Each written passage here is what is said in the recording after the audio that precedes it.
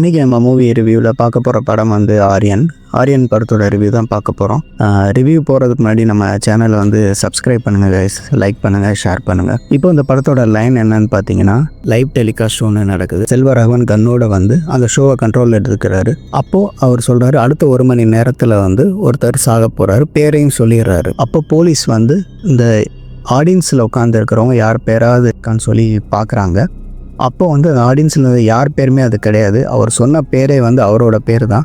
So அவர் தான் வந்து police வர்றது மாதிரி தன்னை சுட்டுக்கிட்டு இறந்தும் போயிடுறாரு. அதுக்கப்புறம் சாகிறதுக்கு முன்னாடி அடுத்த 5 நாளைக்கு 5 பேர் சாக போகிறாங்க. சாகிறதுக்கு 1 மணி நேரத்துக்கு முன்னாடி அவங்க பேரை நான் சொல்லிவிடுவேன், முடிஞ்ச அந்த கொலையை தடுத்து பாருங்கள் அப்படின்னு சொல்லி சொல்கிறாரு. அப்புறம் இந்த கேஸை வந்து ஹீரோ வந்து இன்வெஸ்டிகேஷன் பண்ணுறாரு.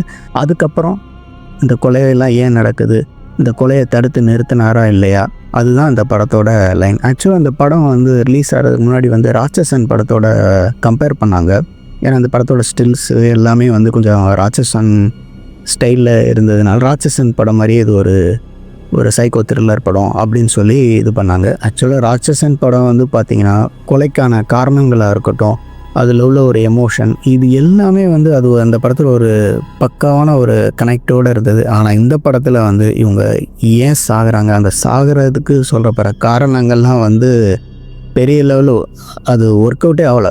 அது ஒரு ராட்சசன் படம்லாம் வந்து யார் சைக்கோ கொலையாளின்னே நமக்கு தெரியாதுன்னு அவ்வளோ. இந்த படத்தில் வந்து ஆரம்பத்தில் எல்லாமே சொல்லிடுறாங்க, இவங்க ஹீரோயின், இவங்க வில்லன், இவர் ஹீரோ, இவர் தான் இன்வெஸ்டிகேஷன் பண்ண வருவார், எல்லாமே சொல்லிடுறாங்க. குஷி படத்தில் வந்து எஸ்ஜே சூர்யா சொல்கிற மாதிரி ஸ்டார்டிங்கில் எல்லாமே கதையை சொல்லிவிட்டு அதுக்கப்புறம் எப்படி ஸ்க்ரீன் பிளே இதாகுமோ அந்த மாதிரி தான் இந்த படத்தும் பண்ணியிருக்காங்க. ஆனால் அது ஒர்க் அவுட்டே ஆகலை, அதுதான் உண்மை.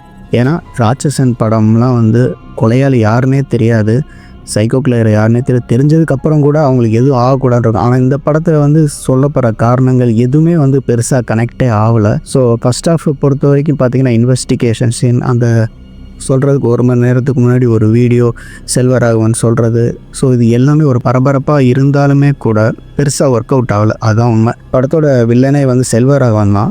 இந்த மாதிரி படங்களுக்கு வந்து வில்லன் ஸ்ட்ராங்காக இருக்கும், வில்லன் கேரக்டர் ரொம்ப வீக்காக தான் இருந்தது. அந்த கேரக்டருக்கு அவர் பொருத்தமாக இருந்தாலுமே கூட பெருசாக ஸ்கோப்லாம் இல்லை. ஏன்னா ராட்சசன் படத்தில் மெயினே வில்லன் தான். அந்த வில்லன் கதாபாத்திரம் அவ்வளோ ஸ்ட்ராங்காக இருக்கும். ஆனால் இந்த படத்தில் வந்து வில்லன் கதாபாத்திரம் ஸ்ட்ராங்கே கிடையாது, ஹீரோயினும் பெருசாக ஸ்கோப் இல்லவே இல்லை.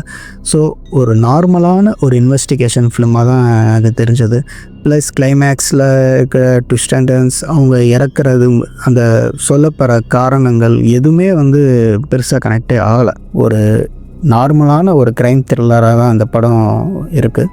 ஆக்சுவலாக இந்த படத்தில் பாடல்கள்லாம் பெருசாக ஒர்க் அவுட் ஆகலை. அந்த பிஜிஎம்மும் சேம் ராட்சசனில் போட்ட ஜிப்பாக தான் இதுக்கும் போட்டுக்காரு. ஆனால் அதில் ரொம்ப நல்லா இருந்துச்சு. இதில் வந்து அங்கங்கே கொஞ்சம் நல்லா இருந்துச்சு தவிர பெருசாக ஒர்க் அவுட் ஆகவே இல்லை. இந்த படம் வந்து எனக்கு க்ரைம் த்ரில்லர் படம்னா ரொம்ப பிடிக்கும் அப்படின்னு சொல்லி விரும்பி பார்க்குறவங்களுக்கு இந்த படம் ஒரு ஓகே படமாக இருக்கும். பட் ராட்சசன் மாதிரி ஒரு படத்தை ரசிச்சுட்டு இந்த படத்தை பார்த்தா நிச்சயமாக வந்து ஒர்க் அவுட் ஆகாது. ஏன்னா அதில் வந்து எல்லாமே பக்காவாக இருந்தது. வில்லன், அதுக்கு சொல்லப்படுற காரணங்கள், இதில் அந்த சொல்லப்படுற காரணங்கள் ஒர்க் அவுட் ஆகவே இல்லை, அதுதான் உண்மை. இந்த படம் வந்து ஒரு ஆவரேஜாக தான் இருந்தது. படம் எந்த இடத்துலையும் போர் அடிக்கலை. செகண்ட் ஹாஃபில் கொஞ்சம் லேக் இருந்தது, இருந்தாலுமே கூட பரபரப்பாக அந்த ஸ்க்ரீன் பே போயிடுது. படத்தோட ரன்னிங் டைம் வந்து 2.25 மணி நேரம். அடல்ட் கண்டென்ட்லாம் எதுவுமே கிடையாது, ஃபேமிலியோடு பார்க்கக்கூடிய படம் தான். இந்த படத்துக்கு நம்ம கொடுக்க போகிற ரேட்டிங் வந்து 5/2.75 கொடுக்கலாம். மீண்டும் இன்னொரு ரிவ்யூவில் பார்க்கலாம். பாய்.